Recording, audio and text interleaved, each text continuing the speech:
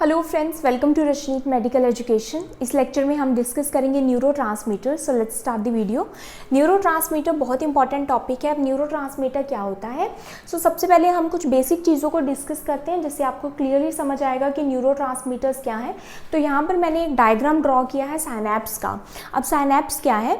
देखो, एक न्यूरॉन दूसरे न्यूरॉन के साथ कम्युनिकेट करता है, एक न्यूरॉन दूसरे मसल के साथ कम्युनिकेट कर सकता है या फिर ग्लैंड के साथ कम्युनिकेट कर सकता है। कम्युनिकेट करने का मतलब क्या है कि जो न्यूरॉन में जो मैसेज आया है, जिसको हम क्या बोलते हैं, नर्व इंपल्स, कि न्यूरॉन में जो नर्व इंपल्स जनरेट हुई है वो दूसरे न्यूरॉन तक कैसे पहुंचेगी, वो दूसरे न्यूरॉन में ट्रांसमिट कैसे होगी। तो जो एक जंक्शन बनता है दो न्यूरॉन्स के बीच में, जब एक न्यूरॉन दूसरे न्यूरॉन के साथ कम्युनिकेट करता है, मतलब एक न्यूरॉन दूसरे न्यूरॉन को मैसेज ट्रांसमिट करता है, या फिर मैसेज को आप क्या बोल सकते हो कि एक न्यूरॉन जब दूसरे न्यूरॉन को नर्व इंपल्स ट्रांसमिट करता है, तो ये जो दोनों के बीच में ये जो जंक्शन बना है, इसको हम क्या बोलते हैं, साइनैप्स बोलते हैं। और इस साइनैप्स के थ्रू जो न्यूरॉन्स हैं वो आपस में कम्युनिकेट करते हैं, या फिर आप बोल सकते हो कि न्यूरॉन दूसरे न्यूरॉन या फिर दूसरे सेल को मैसेज सेंड करता है, नर्व इंपल्स ट्रांसमिट करता है। अब ये दो न्यूरॉन है, यहाँ पर अभी पहले हम बेसिक जो पार्ट्स हैं वो समझते हैं। तो ये है first neuron and this is second neuron. तो ये दो न्यूरॉन है, दो न्यूरॉन आपस में क्या है, कम्युनिकेट कर रहे हैं। लेकिन आप यहाँ पर ध्यान से देखो कि दो जो न्यूरॉन है वो बिल्कुल आपस में अटैच नहीं है, बिल्कुल कनेक्ट नहीं है, बीच में थोड़ा सा स्पेस प्रेजेंट है। तो ये थोड़ा सा स्पेस प्रेजेंट है। तो हम मोस्टली सेल्स की बात करते हैं तो न्यूरॉन का जो ये एंड वाला पार्ट है, पहले हम पार्ट डिस्कस करते हैं शॉर्टली न्यूरॉन के। देखो, ये जो फर्स्ट पार्ट है सेंटर में, इसको सेल बॉडी बोलते हैं। इससे ये जो शॉर्ट ब्रांचेस निकल रही हैं इसको डेंड्राइट्स बोलते हैं। ये जो लॉन्ग ब्रांच निकल रही है इसको एक्सोन बोलते हैं। और ये जो एक्सोन के जो एंड्स हैं, ये जो एंड वाला जो ब्रांचिंग पार्ट है एक्सोन का, इसको हम एक्सोन टर्मिनल बोलते हैं। तो जो फर्स्ट न्यूरॉन है उसका एक्सोन टर्मिनल और जो सेकेंड न्यूरॉन है उसका डेंड्राइट, ये जो शॉर्ट ब्रांचेस सेल बॉडी से निकल रही है, मोस्टली ये आपस में क्या करती है, कम्युनिकेट करती हैं। यहाँ पर इसी को, ये जो फर्स्ट न्यूरॉन का ये जो एक्सोन वाला टर्मिनल वाला पार्ट है और सेकेंड न्यूरॉन का ये जो डेंड्राइट पार्ट है, ये दोनों आपस में कम्युनिकेट करता है और इसी को बड़ा करके दिखाया हुआ है जिसको हम साइनैप्स बोलते हैं। अब ये जो फर्स्ट न्यूरॉन है ये इसका एक्सोन टर्मिनल है, ये जो स्वोलन पार्ट है एंड पर, इसी को बड़ा करके ये दिखाया हुआ है। तो ये स्वोलन पार्ट ये फर्स्ट न्यूरॉन का है, जो न्यूरॉन मैसेज या फिर इंपल्स को सेंड कर रहा है, मतलब दूसरे न्यूरॉन को पास कर रहा है। तो जो न्यूरॉन इंपल्स लेकर आया है और इंपल्स को आगे ट्रांसफर करेगा, मतलब सेंड करेगा, उसको हम क्या बोलते हैं, सेंडिंग न्यूरॉन, या फिर क्या बोलेंगे, very important, pre synaptic neuron. Pre synaptic neuron. Pre synaptic क्यों बोल रहे हैं? क्योंकि ये जो साइनैप्स बन रहा है दोनों के बीच में, ये उससे पहले आ रहा है, तो साइनैप्स से पहले, इसलिए इसका नाम है प्री साइनेप्टिक न्यूरॉन। और जो मैसेज को रिसीव करेगा या फिर नर्व इंपल्स को रिसीव करेगा वो है रिसीविंग न्यूरॉन, या फिर आप बोलेंगे, क्या बोलेंगे, very important, post synaptic neuron. Post synaptic neuron, क्योंकि ये साइनैप्स के बाद में है। तो साइनैप्स बीच में, ये साइनैप्स के पहले प्री साइनेप्टिक न्यूरॉन जो कि नर्व इंपल्स को लेकर आया है, ये पोस्ट साइनेप्टिक न्यूरॉन जो कि नर्व इंपल्स या फिर न्यूरोट्रांसमीटर्स को रिसीव करेगा। न्यूरोट्रांसमीटर्स क्या है? देखो, ये जो एक्सोन टर्मिनल है न्यूरॉन का, इसी को बड़ा करके दिखाया हुआ है। अब ये जो एक्सोन टर्मिनल है, इसके पास ये जो गोल गोल है, ये क्या है, ये है साइनेप्टिक वेसिकल्स। क्या बोलते हैं इनको? साइनेप्टिक वेसिकल्स या फिर साइनेप्टिक नोब्स। और इन वेसिकल्स में ही क्या स्टोर होते हैं, न्यूरोट्रांसमीटर्स। तो ये जो ब्लू कलर के आप देख रहे हो गोल वेसिकल्स के अंदर, ये क्या है, न्यूरोट्रांसमीटर्स। अब ये न्यूरोट्रांसमीटर्स क्या है, ये केमिकल्स हैं। अब देखो, विद इन द न्यूरॉन, जब हम न्यूरॉन के बीच में बात करते हैं कि यहाँ से डेंड्राइट से सेल बॉडी से एक्सोन, न्यूरॉन्स के बीच में, दूसरे न्यूरॉन की बात नहीं कर रहे, एक ही न्यूरॉन की बात कर रहे हैं, तो उसमें मैसेज किस फॉर्म में जाता है, इलेक्ट्रिकल फॉर्म में जाता है, इलेक्ट्रिकल इंपल्स। और अगर हम बात करें दूसरे न्यूरॉन में भी अगर मैसेज जनरेट होना होगा, एक्शन पोटेंशियल जनरेट होना होगा, नर्व इंपल्स जनरेट होनी होगी, तो वो भी इलेक्ट्रिकल फॉर्म में ही जनरेट होगी। लेकिन एक न्यूरॉन से दूसरे न्यूरॉन में साइनैप्स के बीच में सीधा इलेक्ट्रिकल या फिर डायरेक्ट इलेक्ट्रिकल इंपल्स पास नहीं होगी। बीच में क्योंकि ये स्पेस है जिसको साइनैप्स बोलते हैं, साइनेप्टिक क्लेफ्ट बोलते हैं, इस साइनेप्टिक क्लेफ्ट की वजह से यहाँ पर डायरेक्ट इलेक्ट्रिकल इंपल्स पास नहीं होगी, ये केमिकल्स के थ्रू पास होगी। और ये केमिकल्स कौन है? ये है न्यूरोट्रांसमीटर्स। ये क्या है? इसलिए इनको केमिकल मैसेंजर भी कहते हैं। इसके थ्रू नेक्स्ट न्यूरॉन में इलेक्ट्रिकल इंपल्स जनरेट होगी। जब हम साइनैप्स की बात कर रहे हैं, हालांकि जो गैप जंक्शंस हैं वो भी बनते हैं सेल्स के बीच में, लेकिन उसमें डायरेक्ट इंपल्स ट्रांसफर हो जाती है, इलेक्ट्रिकल इंपल्स। लेकिन जब हम साइनैप्स की बात कर रहे हैं, जब एक न्यूरॉन दूसरे न्यूरॉन के साथ कम्युनिकेट कर रहा है, तब साइनैप्स बनता है। और साइनैप्स में डायरेक्ट इलेक्ट्रिकल इंपल्स ट्रांसमिट नहीं होगी दूसरे न्यूरॉन में। क्यों? क्योंकि गैप है जिसको हम साइनेप्टिक क्लेफ्ट बोल रहे हैं और इस प्रोसेस को हम साइनैप्स बोल रहे हैं। तो साइनैप्स, ये जो जंक्शन बन रहा है, यहाँ पर इस स्पेस में क्या रिलीज होगा? न्यूरोट्रांसमीटर्स रिलीज होंगे, केमिकल मैसेंजर, जिसके थ्रू नेक्स्ट में इलेक्ट्रिकल इंपल्स जाएगी। वो अभी हम पढ़ते हैं कैसे होता है। पहले हम पार्ट्स पढ़ लेते हैं। तो ये जो वेसिकल्स हैं, जो कि एक्सोन टर्मिनल में ये जो गोल गोल हैं, इनको क्या बोलते हैं? साइनेप्टिक वेसिकल या फिर साइनेप्टिक नोब। इनमें न्यूरोट्रांसमीटर प्रेजेंट होते हैं। और ये जो प्री साइनेप्टिक न्यूरॉन है, इसकी ये जो मेम्ब्रेन है, इसको हम प्री साइनेप्टिक मेम्ब्रेन बोलते हैं। और अब हम बात करते हैं पोस्ट साइनेप्टिक न्यूरॉन की। पोस्ट साइनेप्टिक न्यूरॉन की ये जो मेम्ब्रेन है, इसको हम क्या बोलेंगे? Post synaptic membrane. अब इस पोस्ट साइनेप्टिक मेम्ब्रेन पर रिसेप्टर्स प्रेजेंट होते हैं। तो ये आप देख रहे हो, ये क्या है? रिसेप्टर्स हैं, जो कि प्रोटीन्स के बने हैं, जो कि इन न्यूरोट्रांसमीटर को रिसीव करेंगे जब ये रिलीज होंगे। ये जो वेसिकल्स में जब न्यूरोट्रांसमीटर स्पेस में रिलीज होंगे, इनको ये रिसीव करेंगे। अब यहाँ पर आपने देखा, ये है प्री साइनेप्टिक न्यूरॉन, ये है पोस्ट साइनेप्टिक न्यूरॉन। बीच में ये जो स्पेस है, इस स्पेस को हम क्या बोलते हैं? इस स्पेस को बोलते हैं साइनेप्टिक गैप या फिर क्लेफ्ट। साइनेप्टिक गैप और साइनेप्टिक क्लेफ्ट बोलते हैं। और ये जो न्यूरोट्रांसमीटर है, ये रिलीज कहाँ पर होते हैं? इसी साइनेप्टिक क्लेफ्ट में रिलीज होते हैं। और ये जो पोस्ट साइनेप्टिक न्यूरॉन की ये जो मेम्ब्रेन है, इसमें ये जो रिसेप्टर्स लगे हुए हैं, ये इन न्यूरोट्रांसमीटर को रिसीव करते हैं। तो ये जो रिसेप्टर्स हैं, ये भी टू टाइप्स के होते हैं। एक होते हैं आयन चैनल्स या फिर आयन रिसेप्टर्स आप बोल सकते हो, जिनको आइनोट्रोपिक रिसेप्टर्स बोलते हैं, या फिर ये रिसेप्टर्स मेटाबोट्रोपिक भी हो सकते हैं। अभी इनका हम रोल पढ़ेंगे क्या है। तो देखो, सबसे पहले क्या होता है कि जैसे ही इलेक्ट्रिकल इंपल्स आई, सो सपोज इस वाले न्यूरॉन में एक्शन पोटेंशियल जनरेट हुआ और इलेक्ट्रिकल इंपल्स या फिर नर्व इंपल्स आ गई। तो जैसे ही नर्व इंपल्स यहाँ पर एंड पर पहुंची, तो नर्व इंपल्स यहाँ पर पहुंच गए एंड पर, तो क्या होगा कि ये जो कैल्शियम चैनल्स हैं, ये स्टिमुलेट हो जाएंगे और कैल्शियम का बहुत ज़्यादा इन्फ्लक्स होगा। मतलब कैल्शियम की एंट्री होगी कहाँ पर? एक्सोन टर्मिनल में, जिसके कारण ये जो वेसिकल्स हैं, ये वेसिकल्स कहाँ जाती हैं? प्री साइनेप्टिक मेम्ब्रेन पर जाती हैं और यहाँ पर फ्यूज होकर ये एक्सोसाइटोसिस के थ्रू इन न्यूरोट्रांसमीटर को रिलीज कर देती हैं। तो ये न्यूरोट्रांसमीटर कहाँ पर रिलीज हो जाते हैं? साइनेप्टिक क्लेफ्ट पर। अब यहाँ पर पोस्ट साइनेप्टिक न्यूरॉन है, जो कि जिसकी मेम्ब्रेन पर क्या है? ये रिसेप्टर्स प्रेजेंट है और ये रिसेप्टर्स इन न्यूरोट्रांसमीटर्स को रिसीव करेंगे। अब न्यूरोट्रांसमीटर्स भी वेरियस टाइप्स के होते हैं। कुछ होते हैं एक्साइटेटरी, कुछ होते हैं इनहिबिटरी और कुछ होते हैं मॉड्यूलेटरी। सबसे पहले एक्साइटेटरी की बात करते हैं।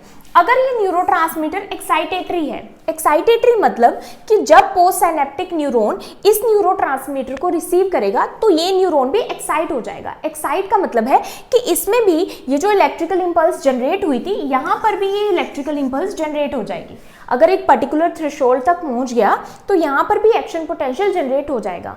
मतलब कि दूसरा न्यूरॉन भी एक्साइट हो जाएगा, स्विच ऑन हो जाएगा। अगर ये न्यूरोट्रांसमीटर इनहिबिटरी होगा, जो कि सेकंड टाइप है, तो ये जो पोस्ट साइनेप्टिक न्यूरॉन है, जब उसको रिसीव करेगा, तो यहाँ पर कोई भी एक्शन पोटेंशियल जनरेट नहीं होगा यूजुअली।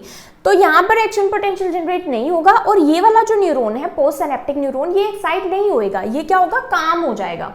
तो एक्शन पोटेंशियल आगे ट्रांसमिट नहीं होगा, नर्व इंपल्स आगे ट्रांसमिट या फिर पास नहीं होगी। तो excitatory and inhibitory. Third type आता है मॉड्यूलेटरी। मॉड्यूलेटरी क्या होता है? मॉड्यूलेटरी वो न्यूरोट्रांसमीटर होते हैं जो कि डायरेक्ट आयन चैनल्स को ओपन नहीं करते। अब जो इनहिबिटरी और एक्साइटेटरी है, ये क्या करते हैं? आयन चैनल्स को ओपन करते हैं पोस्ट साइनेप्टिक न्यूरॉन में। वो डिपेंड करता है कौन से चैनल्स को ओपन किया। अगर डीपोलराइजेशन कराई तो आगे एक्शन पोटेंशियल जनरेट होगा, जो कि मैंने प्रीवियस वीडियो में बहुत डिटेल में एक्सप्लेन किया है। अगर हाइपरपोलराइजेशन करवाएंगे तो क्या होगा कि अगला जो न्यूरॉन है पोस्ट सिनेप्टिक न्यूरॉन, उसमें कोई भी एक्शन पोटेंशियल जनरेट नहीं होगा। तो वो डिपेंड करता है। लेकिन जो मॉड्यूलेटरी न्यूरोट्रांसमीटर है, जो कि थर्ड टाइप है, वो डायरेक्ट आयन चैनल्स को ओपन नहीं करते, वो किसी सेकेंड पर्सन के थ्रू आप बोल सकते हैं मैसेज को आगे पहुंचाते हैं या फिर आयन चैनल्स को ओपन करते हैं, जिसको हम क्या बोलते हैं सेकेंडरी मैसेंजर, जो कि साइक्लिक एएमपी हो सकता है मोस्ट कॉमनली। तो सीएमपी या फिर सेकेंडरी मैसेंजर के थ्रू ये एक्ट करते हैं मॉड्यूलेटरी न्यूरोट्रांसमीटर। फिर उसके थ्रू ये क्या करते हैं कि ये न्यूरॉन्स की सेंसिबिलिटी को किसी न्यूरोट्रांसमीटर के लिए बढ़ा देंगे या कम कर देंगे। तो ये क्या करेंगे कि न्यूरोट्रांसमीटर की सेंसिबिलिटी, कि न्यूरोट्रांसमीटर कितनी स्ट्रेंथ से काम करेगा, ज्यादा स्ट्रेंथ से काम करेगा या फिर कम स्ट्रेंथ से काम करेगा दूसरे न्यूरोट्रांसमीटर, उसको रेगुलेट करते हैं, उसको मॉड्यूलेट करते हैं। तो मॉड्यूलेट का मतलब होता है एडजस्ट करना।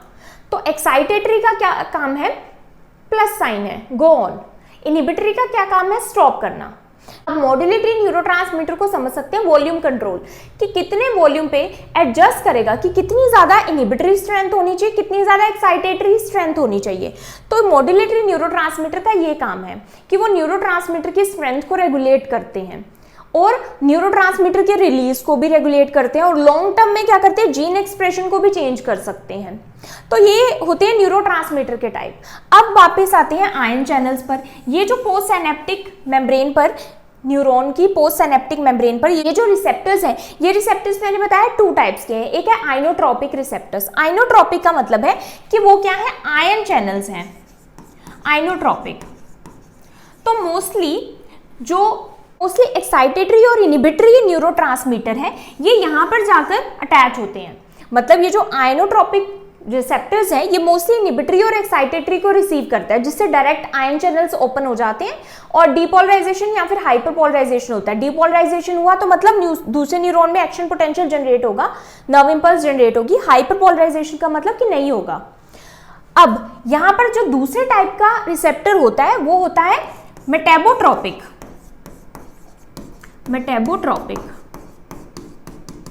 तो सपोज दिस रिसेप्टर इज मेटाबोट्रोपिक, या फिर इसको जी प्रोटीन कपल्ड रिसेप्टर भी बोलते हैं, क्योंकि ये जो रिसेप्टर है ये मॉड्यूलेटरी न्यूरोट्रांसमीटर यूजुअली इन पे अटैच होते हैं, जो मॉड्यूलेटरी न्यूरोट्रांसमीटर को रिसीव करते हैं मेटाबोट्रोपिक।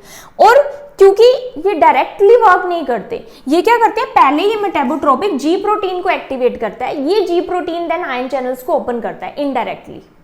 तो ये इनडायरेक्टली वर्क करते हैं और फिर उसके बाद स्ट्रेंथ को रेगुलेट करते हैं, मतलब मॉड्यूलेट करते हैं, एडजस्ट करते हैं कि दूसरे न्यूरोट्रांसमीटर कैसे एक्ट करेंगे। सो सपोज जो ग्लूटामेट है, ग्लूटामेट एक एक्साइटेटरी न्यूरोट्रांसमीटर है सीएनएस में। तो अगर वो बिना मॉड्यूलेटरी न्यूरोट्रांसमीटर के काम करता है तो वो नॉर्मल अपना एक्साइटेटरी फंक्शन करता है। लेकिन अगर डोपामिन आ जाता है, जो कि एक मॉड्यूलेटरी न्यूरोट्रांसमीटर है, तो डोपामिन की प्रेजेंस में ग्लूटामेट कैसे एक्ट करेगा, वो बहुत ज्यादा स्ट्रेंथ से एक्ट करेगा, जिससे क्या होगा, और ज्यादा मोटिवेशन और रिवॉर्ड फीलिंग होगी, और ज्यादा मोटिवेटेड फील होगा, और ज्यादा रिवॉर्डेड फील होगा। तो इस तरह से जो मॉड्यूलेटरी न्यूरोट्रांसमीटर वो दूसरे न्यूरोट्रांसमीटर की स्ट्रेंथ को चेंज कर सकते हैं, स्ट्रेंथ को रेगुलेट कर सकते हैं कि जो पोस्ट सिनेप्टिक न्यूरॉन है वो उसके लिए कैसे एक्ट करेगा। सो आई होप आपको यहाँ पर एक बेसिक क्लियर हुआ। अब हम पढ़ते हैं न्यूरोट्रांसमीटर को डिटेल में। तो न्यूरोट्रांसमीटर क्या है, एक केमिकल सब्सटेंस है that transmit signal from a neuron to a target cell across a synapse. तो अभी हमने देखा कि कैसे यहाँ पर दो जो जंक्शन बन रहा है दो न्यूरॉन के बीच में, उसको हमने क्या बोला है, साइनेप्स। तो साइनेप्स के थ्रू कैसे न्यूरोट्रांसमीटर हेल्प कर रहे हैं कम्युनिकेशन में। न्यूरोट्रांसमीटर अगर नहीं होंगे तो क्या ये इलेक्ट्रिकल इंपल्स न्यूरॉन से डायरेक्ट ट्रांसफर हो जाएगी, नहीं हो पाएगी ना। तो न्यूरोट्रांसमीटर, ये जो केमिकल मैसेंजर्स है, इन्हीं के थ्रू आगे नर्व इंपल्स ट्रांसमिट हो रही है। ये केमिकल मैसेंजर यहाँ पर रिसीव होते हैं, वो एक्साइटेटरी है, इनहिबिटरी है, वो अलग बात है। तो उसी के बेस पर डिपेंड करता है, न्यूरोट्रांसमीटर के बेस पर ही डिपेंड करता है कि नेक्स्ट न्यूरॉन में ये जो नर्व इंपल्स है ये ट्रांसमिट हो पाएगी या नहीं। ट्रांसमिट होने का मतलब है कि नेक्स्ट न्यूरॉन में भी नर्व इंपल्स जनरेट हो पाएगी या नहीं उसी पावर की। So that depends on neurotransmitter, इसलिए इसको केमिकल मैसेंजर बोला गया है। जर्नी क्या है न्यूरोट्रांसमीटर की, सिंथेसिस। अब इसकी सिंथेसिस कहाँ पर होती है, तो इसकी सिंथेसिस प्री साइनेप्टिक न्यूरॉन में ही होती है, जो कि न्यूरोट्रांसमीटर को लेकर आएगा। प्री साइनेप्टिक न्यूरॉन में होती है, लेकिन दो टाइप से। अब एक होते हैं स्मॉल मॉलिक्यूल न्यूरोट्रांसमीटर। जो स्मॉल मॉलिक्यूल्स हैं वो कहाँ पर सिंथेसिस होते हैं, उनकी एक्सोन टर्मिनल में ही सिंथेसिस होती है, यहीं पर ही सिंथेसिस होगी, एक्सोन टर्मिनल में ही। क्यों हो रही है यहाँ पर इनकी सिंथेसिस, एक्सोन टर्मिनल में ही क्यों हो रही है, सेल बॉडी में क्यों नहीं हो रही? क्योंकि ये क्या है, फास्ट इनका रिलीज होता है, तो ये एकदम से डिमांड पर चाहिए होते हैं, तो ये यहीं पर होने चाहिए, इसलिए यहाँ पर होंगे सेल बॉडी में तो लाने में बहुत टाइम लगेगा, इसलिए वहीं पर बनते हैं। एग्जाम्पल इसके क्या, डोपामीन है, ACH means acetylcholine, very important neurotransmitter, और फर्स्ट जो न्यूरोट्रांसमीटर डिस्कवर हुआ था वो एसिटाइलकोलिन ही है। उसके बाद गाबा, गाबा का फुल फॉर्म है gamma amino butyric acid, glutamate, serotonin, norepinephrine, तो ये इंपॉर्टेंट न्यूरोट्रांसमीटर्स हैं। वैसे तो अगर हम न्यूरोट्रांसमीटर्स की बात करें तो हंड्रेड्स ऑफ न्यूरोट्रांसमीटर्स हैं, और अभी भी क्या है कि डिस्कवरी चल रही है न्यूरोट्रांसमीटर की, कुछ गैस फॉर्म में भी हैं जैसे कि नाइट्रिक ऑक्साइड। अब जो लार्ज मॉलिक्यूल न्यूरोट्रांसमीटर है, जिनको न्यूरोपेप्टाइड कहते हैं, ये सेल बॉडी में सिंथेसाइज होते हैं एंड देन वहां से इनकी पैकेजिंग होकर ये वेसिकल्स के थ्रू एक्सोन टर्मिनल पर आते हैं, क्योंकि बाद में तो एक्सोन टर्मिनल से ही रिलीज होना है ना इसको। तो लार्ज मॉलिक्यूल क्या है, स्लो एक्टिंग है, जैसे कि सब्सटेंस पी हो गया, एंडोर्फिन्स हो गया। अब इनकी स्टोरेज कहाँ पर होती है, स्टोर मैंने आपको बताया था कि ये इन साइनेप्टिक वेसिकल्स या फिर साइनेप्टिक नोब में ही ये स्टोर होते हैं। रिलीज कब होता है, साइनेप्टिक क्लेफ्ट में होता है अपॉन स्टिमुलेशन। स्टिमुलेशन मतलब जब यहाँ पर इलेक्ट्रिकल इंपल्स आएगी तभी ये स्टिमुलेट होंगे, जैसे कि ये देखो यहाँ पर इलेक्ट्रिकल इंपल्स आई, ये स्टिमुलेट हो गए, तो न्यूरोट्रांसमीटर ये रिलीज हो रहे हैं साइनेप्टिक क्लेफ्ट में। अब बाइंडिंग, बाइंड कहाँ पर होते हैं, specific receptors on the post synaptic neuron. अब ये पोस्ट साइनेप्टिक न्यूरॉन पर ये स्पेसिफिक रिसेप्टर्स हैं, तो देखो यहाँ पर ये बाइंड होंगे, हो गए बाइंड। तो इनके बाइंडिंग पोस्ट साइनेप्टिक न्यूरॉन जो कि पोस्ट साइनेप्टिक मेम्ब्रेन पर होती है। रिसेप्टर के टाइप्स अभी हमने देखे थे, दो टाइप होते हैं, एक होते हैं आइनोट्रोपिक रिसेप्टर जिसको लिगेंड गेटेड आयन चैनल्स भी बोलते हैं, दूसरे होते हैं metabotropic receptor, G protein couple receptor भी बोलते हैं इनको, GPCR। इनएक्टिवेशन, अब देखो यहाँ पर इनका इनएक्टिवेशन होना भी जरूरी है, ये न्यूरोट्रांसमीटर यहीं पर नहीं पड़े होने चाहिए। अगर यहीं पर पड़े हुए तो सपोज अगर एक्साइटेटरी न्यूरोट्रांसमीटर है तो वो तो बार बार न्यूरॉन को एक्साइट ही करता रहेगा ना, तो हमको बार बार स्टिमुलेशन तो नहीं चाहिए, एक बार काम खत्म हुआ उसके बाद उसको रफा दफा भी तो करना है ना न्यूरोट्रांसमीटर को, तो वो कौन करता है, तीन चीजों से होता है। एक होता है reuptake by pre synaptic neuron, ये जहां से रिलीज हुए थे प्री साइनेप्टिक न्यूरॉन से, वही इसको दोबारा रीअब्सॉर्ब कर लेता है, रीअपटेक बोलते हैं इसको। दूसरा एंजाइम डिग्रेडेशन, एंजाइम डिग्रेडेशन मतलब जैसे कि अगर एसिटाइलकोलिन की बात करते हैं वो एंजाइम डिग्रेडेशन के थ्रू होता है, मतलब कि कुछ एंजाइम होते हैं जो कि उसको ब्रेक कर देते हैं। एसिटाइलकोलिन की अगर बात करें तो वो एंजाइम कौन सा है, एसिटाइलकोलिनेस्ट्रेज, तो एंजाइम उसको ब्रेक कर देगा, अब जो बचे हुए पार्ट्स हैं जो कि पीछे रिमेनेंट्स रह जाएंगे वो रीअपटेक हो जाएंगे। तीसरा है डिफ्यूजन, डिफ्यूजन मतलब यहां से न्यूरोट्रांसमीटर कहीं और जाकर डिफ्यूज हो जाएंगे, मतलब जहां पर उनकी जरूरत नहीं है वहां जाके डिफ्यूज हो जाएंगे।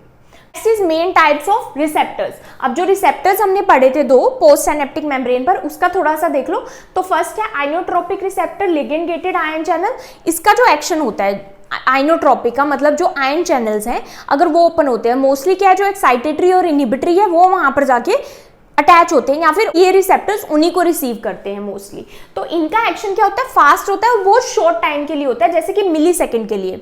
जैसे कि एसिटाइलकोलिन निकला तो एसिटाइलकोलिन का क्या काम है, मसल्स को मूव करवाना, बेसिकली न्यूरोमस्कुलर जंक्शन में रिलीज होता है। न्यूरोमस्कुलर जंक्शन में एसिटाइलकोलिन एक्साइटेटरी का काम करता है, तो जैसे ही मसल को मूव किया वैसे ही उसका काम खत्म। फॉर एग्जांपल हमने किसी गर्म सरफेस को टच किया तो एकदम हमने हाथ पीछे किया, अब हमारा काम खत्म। तो ये रिफ्लेक्सेस में मोस्टली काम करता है और मसल मूवमेंट में। तो इसका जो टाइम है वो बहुत कम टाइम तक लास्ट रहता है इसका इफेक्ट इन न्यूरोट्रांसमीटर्स का, जो कि आइनोट्रोपिक रिसेप्टर्स पर रिसीव होते हैं जाकर या फिर बाइंड होते हैं जाकर। ये क्या होते हैं, क्विक मैसेज, जैसे कि मसल मूवमेंट या फिर रिफ्लेक्सेस में काम करते हैं। ये क्या करते हैं, ये आयन चैनल्स है, तो इससे क्या होता है, आयन चैनल्स ओपन होते हैं। जैसे ही न्यूरोट्रांसमीटर बाइंड होता है ये चैनल ओपन हो जाते हैं, और किस किस की ओपनिंग होती है, जैसे कि सोडियम पोटेशियम क्लोराइड चैनल्स की, इनकी ओपनिंग हो जाती है।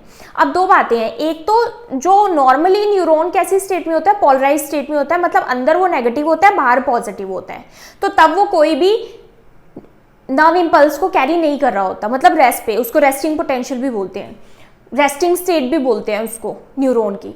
अब जैसे ही अगर एक्साइटेटरी न्यूरॉन है, मतलब दूसरे न्यूरॉन को एक्साइट करेगा, वो दूसरे न्यूरॉन में भी नर्व इंपल्स जनरेट होगी, तब क्या होगा, सोडियम चैनल ओपन होते हैं, तो सोडियम अंदर आ जाता है न्यूरॉन के, बहुत ज़्यादा सोडियम पॉजिटिव है, जिसके कारण क्या होगा, अंदर पॉजिटिविटी बढ़ती है। जब अंदर पॉजिटिविटी बढ़ेगी तो उस स्टेट को हम क्या बोलते हैं, डीपोलराइजेशन। तो पोलराइज स्टेट से डीपोलराइज होना क्या कहलाता है, एक्शन पोटेंशियल का जनरेट होना। तो दूसरे न्यूरॉन में एक्शन पोटेंशियल जनरेट होगा। अगर इसको और डिटेल में देखना है तो आप मेरी प्रीवियस वीडियोस देख सकते हैं। अब पोटेशियम और क्लोराइड कब ओपन होते हैं, तो अगर इनहिबिटरी न्यूरॉन है, इनहिबिटरी न्यूरॉन मतलब वो दूसरे न्यूरॉन को भी इनहिबिट करेगा। इनहिबिट का मतलब रोकेगा कि और नर्व इंपल्स जनरेट नहीं करनी, मतलब उसको काम करेगा। ऐसे इनहिबिटरी न्यूरोट्रांसमीटर क्या करते हैं, पोटेशियम और क्लोराइड चैनल्स को खोलते हैं, जिससे क्या होता है, पोटेशियम बाहर जाता है न्यूरॉन के और क्लोराइड अंदर आता है। तो क्लोराइड जब अंदर जाता है, पोटेशियम क्योंकि पॉजिटिव है तो पॉजिटिविटी न्यूरॉन के बाहर जा रही है, मतलब न्यूरॉन नेगेटिव हो रहा है, और क्लोराइड अंदर आ रहा है तो क्लोराइड नेगेटिव है, तो मतलब और नेगेटिव हो रहा है न्यूरॉन अंदर से।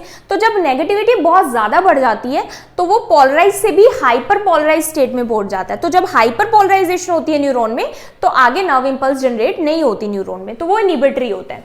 तो आइनोट्रोपिक रिसेप्टर इनहिबिटरी और एक्साइटेटरी को मोस्टली रिसीव करता है, और क्या करता है कि आयन चैनल्स को ओपन करता है, इसलिए इसको ion ligand gated ion channels भी बोलते हैं या फिर आइनोट्रोपिक रिसेप्टर भी बोलते हैं। तो इससे क्या होगी, या तो एक्साइटेशन होती है या फिर इनहिबिशन होती है। इसका एग्जांपल क्या है, जो न्यूरोट्रांसमीटर आइनोट्रोपिक रिसेप्टर को यूज करते हैं वो कौन सा है, ACH। ACH इसके भी टाइप्स हैं, एसिटाइल कोलिन का कौन सा, निकोटिनिक रिसेप्टर। वैसे क्या है, अभी हम आगे देखेंगे इसके टाइप्स कि इसको अगर एसिटाइलकोलिन निकोटिनिक रिसेप्टर पर बाइंड हो रहा है तो इसका एक्साइटेटरी फंक्शन है न्यूरोमस्कुलर जंक्शन में। दूसरा है गाबा ए, गामा माइनो ब्यूटायरिक एसिड। वैसे अगर आप कहीं पढ़ोगे ना तो वहां पर क्या आएगा कि एसिटाइलकोलिन एंड ग्लूटामेट, ये क्या है, एक्साइटेटरी है। एसिटाइलकोलिन कहां पर है, न्यूरोमस्कुलर में, ग्लूटामेट कहां पर है, CNS में, एक्साइटेटरी है, मेन न्यूरोट्रांसमीटर। अगर हम गाबा की बात करें, ये मेन इनहिबिटरी न्यूरोट्रांसमीटर है। लेकिन ऐसे अगर आपको नॉर्मली क्वेश्चन आता है कि एक्साइटेटरी कौन सी है, तो एक्साइटेटरी कौन सा है, एसिटाइलकोलिन है एंड ग्लूटामेट। ग्लूटामेट जो कि CNS में मेन एक्साइटेटरी न्यूरोट्रांसमीटर है। अगर हम इनहिबिटरी की बात करें तो CNS में मेन इनहिबिटरी कौन सा है, गाबा है। लेकिन यहाँ पर और डिटेल में जाने की जरूरत है, क्योंकि ACH अगर निकोटिनिक रिसेप्टर पर बाइंड हो रहा है तो वो एक्साइटेटरी है, गाबा अगर A है तो वो इनहिबिटरी है, और ग्लूटामेट AMPA और NMDA है तो वो एक्साइटेटरी है। तो ये चीजें ध्यान में रखनी है। लेकिन अगर आपको नॉर्मली आता है तो इनहिबिटरी या फिर एक्साइटेटरी, तो एक्साइटेटरी कौन सा है, ACH ग्लूटामेट, इनहिबिटरी कौन सा है, गाबा है। अब मेटाबोट्रोपिक रिसेप्टर की बात करते हैं, जो कि क्या है, G प्रोटीन कपल्ड रिसेप्टर। मैंने आपको बताया कि इसका एक्शन क्या होता है, स्लो होता है लेकिन लॉन्गर लास्टिंग होता है। ये क्या है, स्लो, इसमें एकदम से रिलीज नहीं होंगे न्यूरोट्रांसमीटर, ये स्लो होगा इसका, और क्या होगा, जो इफेक्ट है वो लॉन्ग लास्टिंग होगा। जैसे कि इसमें न्यूरोट्रांसमीटर जैसे ही रिलीज हुए एकदम से मिली सेकेंड्स में शो हुआ इफेक्ट, लेकिन इसमें ऐसा नहीं होगा, इसमें कुछ सेकंड्स लग सकते हैं, मिनट्स और आवर्स तक भी इसका जो इफेक्ट है वो लॉन्ग लास्टिंग रह सकता है। Now they are not channel themselves, ये आयन चैनल्स नहीं है, बट ये क्या करेंगे, ये G प्रोटीन को एक्टिवेट करेगा सेल के अंदर, और ये देन G प्रोटीन क्या करेगा, सेकेंडरी मैसेंजर को एक्टिवेट करेगा। सेकेंडरी मैसेंजर प्रोड्यूस होगा जैसे कि CAMP, तो ये किसी सेकेंड पर्सन के थ्रू अपना असर शुरू करते हैं, तो सेकेंड पर्सन के थ्रू काम करवाते हैं। ये क्या है, ये तो डायरेक्टली आयन चैनल्स को खोल देगा, लेकिन ये सेकेंडरी मैसेंजर के थ्रू खुलवाएगा। तो जिससे क्या होगा, चेंजेस होगा, जैसे कि ओपनिंग और क्लोजिंग ऑफ आयन चैनल्स। तो आयन चैनल्स तो ओपन हो रहे हैं यहाँ भी, इनडायरेक्टली हो रहे हैं, लेकिन डायरेक्टली नहीं हो रहे। इससे क्या असर आएगा, क्या इफेक्ट शो होगा, तो देखो क्या होगा, changing the sensitivity of the neuron to other neurotransmitters. मैंने आपको बताया था कि जो मॉड्यूलेटरी है, मॉड्यूलेट का मतलब होता है एडजस्ट करना, तो ये क्या एडजस्ट करता है, दूसरा न्यूरॉन कैसे न्यूरोट्रांसमीटर के लिए रिस्पॉन्ड करेगा वो एडजस्ट करता है, कि न्यूरोट्रांसमीटर्स की सेंसिटिविटी को इंक्रीज कर देगा, उनकी स्ट्रेंथ को बढ़ा देगा या घटा देगा, तो वो ये एडजस्ट करेगा। दूसरा, modifying how much neurotransmitter get release next time कोई पर्टिकुलर न्यूरोट्रांसमीटर कितना रिलीज होना चाहिए वो भी ये रेगुलेट करता है। तीसरा, ये क्या करता है, विद टाइम ये जीन एक्सप्रेशन को भी चेंज कर सकता है लॉन्ग टर्म में, जैसे कि मूड और मेमोरी को चेंज कर सकता है, लर्निंग को चेंज अफेक्ट कर सकता है। एग्जाम्पल इसके क्या है, जो न्यूरोट्रांसमीटर मेटाबोट्रोपिक रिसेप्टर को यूज करते हैं वो कौन से हैं, डोपामीन है, सेरोटोनिन है, ACH। अब यहाँ पर ACH आ गया दोबारा से। अब ACH मैंने आपको क्या बताया था, एक्साइटेटरी है न्यूरोमस्कुलर जंक्शन में, लेकिन ACH क्या है, मॉड्यूलेटरी भी है। मॉड्यूलेटरी मतलब ACH मॉड्यूलेट भी कर सकता है, जैसे कि वो कौन सा होगा, अगर वो मस्करेनिक रिसेप्टर पर एक्ट कर रहा है तो ACH क्या है, मॉड्यूलेटरी है। अदरवाइज ACH क्या है, नॉर्मली अगर ACH कोई पूछे तो क्या है, वो एक्साइटेटरी है। गाबा बी, गाबा ए नॉर्मली क्या है, इनहिबिटरी है। अगर गाबा बी की बात हो रही है तो बी क्या है, मेटाबोट्रोपिक है। उसके अलावा ग्लूटामेट एमग्लर, तो यहाँ पर ग्लूटामेट कौन सा था, AMPA NMDA, लेकिन यहाँ पर कौन सा टाइप है, एमग्लर, जो कि क्या है, मेटाबोट्रोपिक रिसेप्टर पर बाइंड होता है। तो ये क्या है, न्यूरोमॉड्यूलेटर्स हैं। जो मॉड्यूलेटरी न्यूरोट्रांसमीटर होते हैं उनको हम क्या बोलते हैं, न्यूरोमॉड्यूलेटर्स। अब क्लासिफिकेशन आती है न्यूरोट्रांसमीटर की, फर्स्ट है बेस्ड ऑन केमिकल नेचर। तो केमिकल नेचर पर ये 3 में डिवाइड है, एक है अमाइनो एसिड, दूसरा अमीन्स और तीसरा आता है जो इन दोनों कैटेगरी में नहीं आता। अमाइनो एसिड क्या होते हैं, ये क्या होते हैं, जो अमाइनो एसिड डेरिवेटिव होते हैं न्यूरोट्रांसमीटर इन्वॉल्व्ड इन फास्ट सिनेप्टिक ट्रांसमिशन, ये जल्दी से सिनेप्टिक ट्रांसमिशन मतलब फास्टली एक्ट करते हैं। तो इसमें आता है एग्जांपल गाबा हो गया, ग्लाइसिन हो गया, ग्लूटामेट और एस्पार्टेट। दूसरा आता है एमीन्स, एमीन्स क्या है या फिर अमाइंस, ये क्या है, मॉडिफाइड अमाइनो एसिड है ये भी अमाइनो एसिड लेकिन ये मॉडिफाई हो रखे हैं, और ये क्या है, स्लो सिनेप्टिक ट्रांसमिशन में इन्वॉल्व होते हैं। तो ये क्या है, क्विकली फास्ट, लेकिन ये क्या है, धीरे से स्लो। एग्जाम्पल इसका क्या है, noradrenaline, adrenaline, dopamine, serotonin and histamine. तीसरा आता है जो इन दोनों कैटेगरी में फिट नहीं होता, वो तीसरा होता है, जैसे कि कॉमन बहुत इंपॉर्टेंट एग्जाम्पल है एसिटाइलकोलिन, ACH। एसिटाइलकोलिन कैसे बनता है, ये कोलिन से एंड एसिटाइल कोएंजाइम A से बनता है, इसलिए इसको एसिटाइलकोलिन बोलते हैं। और ये दोनों मिलते कब है, in the presence of enzyme choline acetyl transferase, ये एंजाइम लगता है तो एसिटाइलकोलिन बनता है। दूसरा इसका एग्जांपल है नाइट्रिक ऑक्साइड, जो कि इन दोनों कैटेगरी में फिट नहीं होता। नाइट्रिक ऑक्साइड क्या है, गैस है, बट ये न्यूरोट्रांसमीटर भी है। अब डिपेंडिंग अपॉन फंक्शन, ये सबसे इंपॉर्टेंट है, फंक्शनल के बेस पर क्लासिफिकेशन।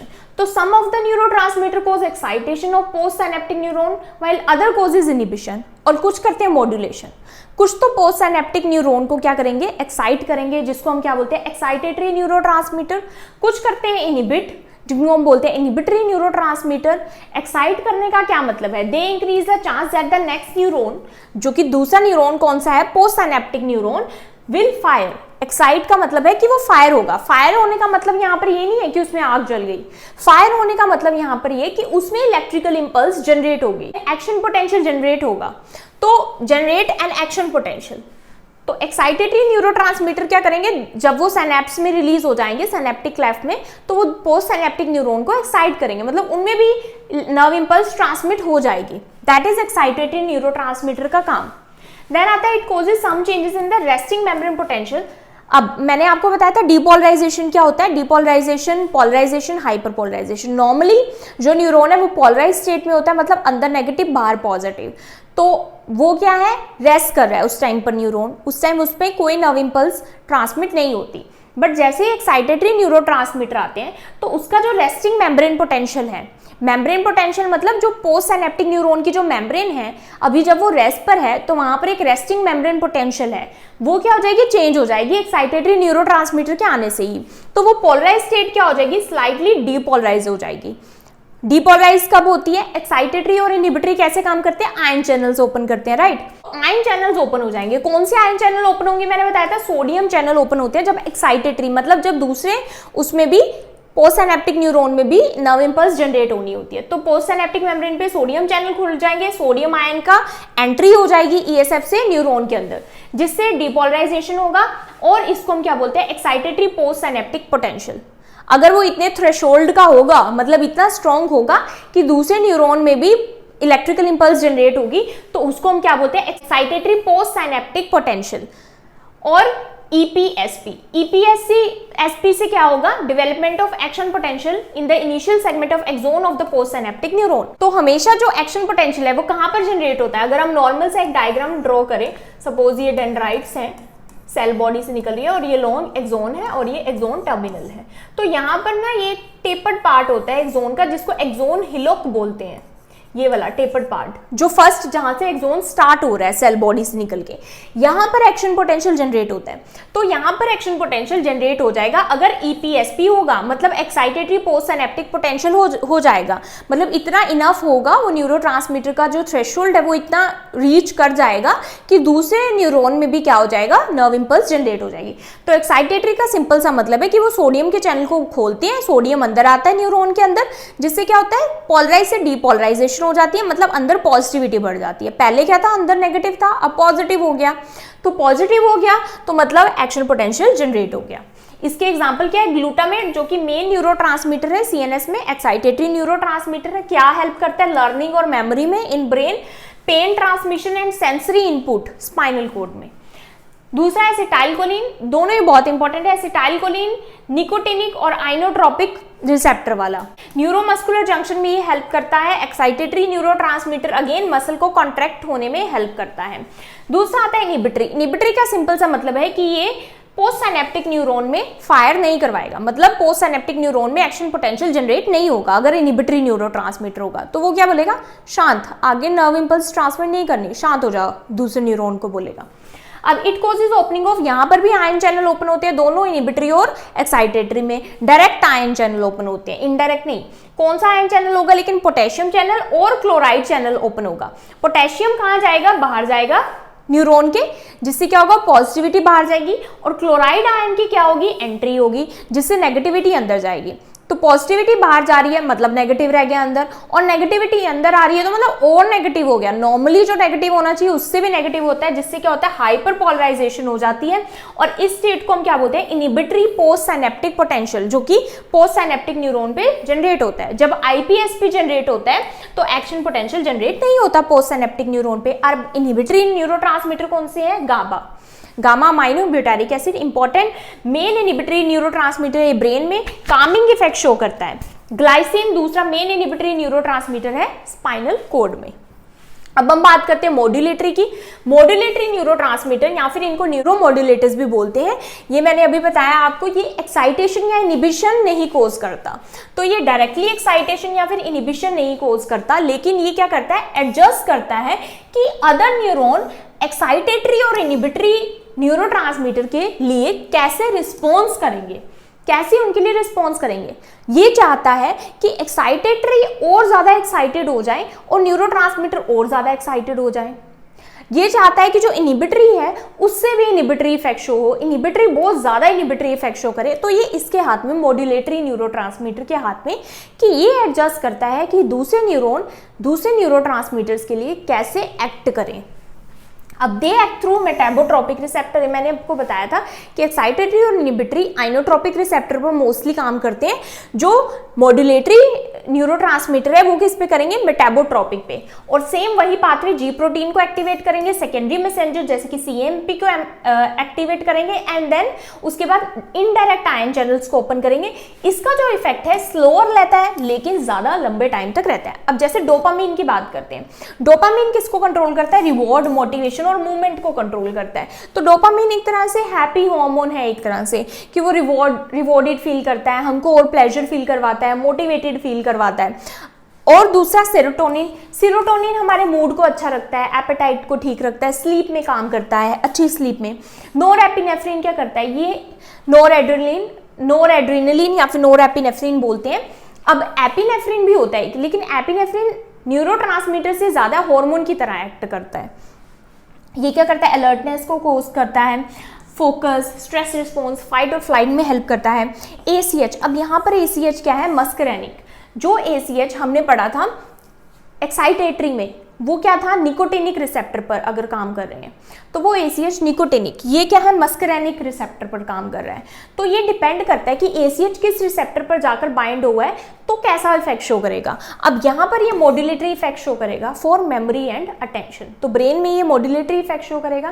न्यूरोमस्कुलर जंक्शन पर ACH एक्साइटेटरी इफेक्ट शो करेगा। अब कुछ इंपॉर्टेंट न्यूरोट्रांसमीटर्स देखते हैं। सबसे पहले आता है एसिटाइलकोलिन, जिसको हम क्या बोलते हैं, ACH। तो देखो ये ना फर्स्ट डिस्कवर्ड, सबसे पहला डिस्कवर हुआ था जो न्यूरोट्रांसमीटर, उसको एसिटाइलकोलिन बोला गया, ठीक है। और ये किसने डिस्कवर किया था, ओटो लोई, एक जर्मन फिजियोलॉजिस्ट थे जिन्होंने 1921 में इसको डिस्कवर किया था। कैसे डिस्कवर किया था? ये ना फ्रॉग्स पे एक्सपेरिमेंट कर रहे थे। इन्होंने 2 फ्रॉग लिए। एक फ्रॉग पे जब इन्होंने एक्सपेरिमेंट किया तो इन्होंने क्या एक्सपेरिमेंट किया कि उसकी वेगस नर्व को स्टिमुलेट किया, जिससे उस फ्रॉग का जो हार्ट रेट है वो स्लो हो गया। वहां से इन्होंने वो जो हार्ट के अराउंड जो फ्लूइड था उसको निकाल के दूसरे फ्रॉग के हार्ट के अराउंड डाल दिया, तो दूसरे फ्रॉग का जो हार्ट है वो भी स्लो हो गया। तो इन्होंने पाया कि उस फ्लूइड में तो कुछ था जो कि दूसरे फ्रॉग पे भी सेम इफेक्ट शो किया। तो उस फ्लूइड में क्या था? एसिटाइलकोलिन न्यूरोट्रांसमीटर था। अब वही अगेन आप कहोगे एसिटाइलकोलिन तो एक्साइटेटरी है, बट वो एक्साइटेटरी न्यूरोमस्कुलर जंक्शन पर है। हार्ट पर वो कैसा शो कर रहा है? हार्ट के अगर वो रिसेप्टर पर जा रहा है तो वहां पर वो कैसा इफेक्ट शो कर रहा है? स्लोअर इफेक्ट शो कर रहा है, मॉड्यूलेटरी इफेक्ट शो कर रहा है। तो दैट्स हाउ एसिटाइलकोलिन डिस्कवर हुआ। इसी तरह से अब ACH के टाइप्स होते हैं, एक्साइटेटरी है न्यूरोमस्कुलर जंक्शन पे, CNS में ये मॉड्यूलेटरी है। मॉड्यूलेटरी का मतलब है एक्साइटेटरी भी वर्क शो कर सकता है, इनिबिटरी वर्क भी शो कर सकता है। It produces excitatory function by opening the, अब अगर एक्साइटेटरी फंक्शन कर रहा है तो इट मीन्स वो लिगेंड गेटेड सोडियम चैनल को ओपन करेगा, मतलब वो आइनोट्रोपिक रिसेप्टर्स पर जा रहा है। मेन रोल इसका क्या? मसल एक्टिवेशन करना है, किसमें? न्यूरोमस्कुलर जंक्शन में। ब्रेन में मेमोरी और अटेंशन को के लिए मेनली वर्क करता है। सिंथेसिस इसकी कहाँ पर होती है? ACH is synthesize in the cholinergic nerve ending. जब भी कोलिनर्जिक का नाम आएगा मतलब एसिटाइलकोलिन की बात हो रही है, कोलिनर्जिक, तभी एसिटाइलकोलिन कोलिन के नाम से ही पड़ा है कोलिनर्जिक नर्व एंडिंग। तो एसिटाइलकोलिन और कोलिनर्जिक एक ही बात है। Synthesis takes place in exoplasm and ACH is stored in vesicles. Axoplasm में ही ये सिंथेसाइज होता है, मतलब एक्सोन टर्मिनल की तरफ ही ये रहता है, वेसिकल्स में ही स्टोर होता है। It is synthesize from acetyl coenzyme A, acetyl co A। तो ये एसिटाइल को A से अभी हमने देखा कैसे बनता है ये। इट कंबाइंस विद कोलिन के साथ ये कंबाइन करता है, किसकी? एंजाइम की प्रेजेंस में। कौन से? कोलिन एसिटाइल ट्रांसफरेज, तभी एसिटाइलकोलिन बनता है। इसका जो एक्शन होता है शॉर्ट लिव होता है, ज्यादा लंबे टाइम तक नहीं होता, with in 1 millisecond after the release from the vesicle. Milliseconds का इसका फंक्शन होता है, इफेक्ट रहता है। उसके बाद ये क्या होता है कि ये डिग्रेड हो जाता है, किसके? एंजाइम की प्रेजेंस में, एसिटाइलकोलिनेस्ट्रेज की प्रेजेंस में। और ये जो एंजाइम है ये कहाँ प्रेजेंट होता है? Basal lamina of the synaptic cleft, जो कि न्यूरोमस्कुलर जंक्शन में प्रेजेंट होती है। रिसेप्टर्स कहाँ पर एक्ट करता है? ये कहाँ पर बाइंड होता है? एक तो आइनोट्रोपिक पर ही बाइंड होता है। आइनोट्रोपिक की अगर बात हो रही है मतलब ये निकोटिनिक रिसेप्टर पर बाइंड हो रहा है न्यूरोमस्कुलर जंक्शन पे, जिसमें ये स्केलेटल मसल की कॉन्ट्रैक्शन कर रहा है। मेटाबोट्रोपिक में ये मस्करैनिक पर एक्ट करता है, मस्करैनिक पर बाइंड होता है। मस्करैनिक M1 से M5 होते हैं और ये ब्रेन में, हार्ट में, स्मूथ मसल्स में, ग्लैंड्स में होते हैं ये। और इनका फंक्शन यहाँ पर क्या रहता है? लर्निंग, मेमोरी, हार्ट रेट को स्लो करता है, डाइजेशन को इंक्रीज करता है एसिटाइलकोलिन। डिसऑर्डर, अब यहाँ पर डिसऑर्डर भी देखो, एसिटाइलकोलिन का अगर लेवल डिक्रीज हो जाता है तो उससे क्या होता है? अल्जाइमर्स डिसीज होती है, क्योंकि ये ब्रेन में लर्निंग और मेमोरी को कंट्रोल कर रहा है। तो अल्जाइमर्स में मेमोरी बहुत वीक हो जाती है अगर इसका लेवल डिक्रीज हो जाता है एसिटाइलकोलिन का, तो अल्जाइमर डिसीज होती है। दूसरा आता है डोपामिन। डोपामिन की लोकेशन ब्रेन में रहती है, स्पेशली बेसल गैंग्लिया और सबस्टेंशिया नाइग्रा में। एक्शन इसका क्या है? डोपामिन मॉड्यूलेटरी न्यूरोट्रांसमीटर है। फंक्शन इसका क्या रहता है? मोटिवेशन, मोटिवेटेड रखता है हमेशा, रिवॉर्ड, प्लेजर, मोटर कंट्रोल भी करता है। तो हमेशा मोटिवेटेड रहना मतलब उसका क्या है? डोपामिन लेवल गुड है। डिसऑर्डर लिंक, अगर इसका डिक्रीज हो जाता है लेवल तो पार्किंसंस डिसीज हो सकती है, क्योंकि ये मोटर कंट्रोल भी करता है। तो पार्किंसंस डिसीज में मोटर कंट्रोल नहीं रहता, ट्रेमर्स होते हैं और जो पोस्चर है वो डिस्टर्ब रहता है। Some types of depression, depression में भी इसका लेवल डिक्रीज हो सकता है। अब सिजोफ्रेनिया में भी जो इसका लेवल है वो इंक्रीज होता है, डिक्रीज भी हो सकता है। तो कुछ टाइप के डिप्रेशन में इसका जो लेवल है वो डिक्रीज रहता है और मेनिया में इसका लेवल हाई रहता है। उसके बाद आता है GABA, gamma aminobutyric acid, main inhibitory neurotransmitter CNS में। ये ब्रेन को काम और बैलेंस रखने का काम करता है, मतलब ये एक्साइट नहीं करता, ये काम रखता है। उसके बाद secreted by nerve endings of cerebral cortex से ये रिलीज होता है, सेरिबेलम और basal ganglia, spinal cord and retina से। गाबा कोसिस साइनेप्टिक इनिबिशन करता है, ये आपने बार बार देख लिया है। हाइपरपोलराइजेशन हो जाएगा पोस्ट साइनेप्टिक न्यूरॉन का और एक्शन पोटेंशियल जनरेट नहीं होगा। डिसऑर्डर इसमें क्या है? गाबा का लेवल एंजाइटी में डिक्रीज होता है और एपिलेप्सी में डिक्रीज हो जाता है। उसके बाद सीरोटोनिन जो 5-HT वाला है टाइप सीरोटोनिन का, ये मॉड्यूलेटरी न्यूरोट्रांसमीटर है। ये मूड को कंट्रोल करता है, स्लीप को, एपेटाइट को और पेन परसेप्शन को। इसका लो लेवल है, डिप्रेशन में इसका लो लेवल हो जाता है, एंजाइटी में भी इसका लो लेवल हो जाता है। उसके बाद आता है नोरेपिनेफ्रिन या फिर नोरेड्रेनालिन भी इसको बोलते हैं। ये भी मॉड्यूलेटरी न्यूरोट्रांसमीटर है। ये अराउजल में, अलर्टनेस में, स्ट्रेस, मतलब हमको अलर्ट रखता है, अटेंशन रखता है, फाइट और फ्लाइट के लिए हमेशा तैयार रखता है। ये भी हार्मोन की तरह भी एक्ट करता है, जैसे कि फाइट और फ्लाइट रिस्पॉन्स में भी न्यूरोट्रांसमीटर भी है ये। Dysfunction link to depression and anxiety, अगर इसका लेवल ऊपर नीचे होता है तो डिप्रेशन और एंजाइटी हो सकती है। एपिनेफ्रिन और एड्रेनालिन, ये न्यूरोट्रांसमीटर तो है बट ये हार्मोन की तरह ज्यादा एक्ट करता है। तो ये क्या करता है, ये भी फाइट और फ्लाइट रिस्पॉन्स को सपोर्ट करता है, हार्ट रेट को इंक्रीज करता है, ब्लड प्रेशर, एनर्जी अवेलेबिलिटी, मतलब ये ब्लड प्रेशर को इंक्रीज करके रखता है, हार्ट रेट को इंक्रीज करके रखता है, हमेशा हमको लड़ने के लिए तैयार रखता है। कौन सा हार्मोन, एपिनेफ्रिन या फिर एड्रेनालिन। तो ऐसे बहुत सारे और भी न्यूरोट्रांसमीटर्स हैं। मैंने आपको जो इंपॉर्टेंट न्यूरोट्रांसमीटर्स हैं उनका डिटेल बताया है। If you understood this video then please like, subscribe and share to my channel. Thank you for watching.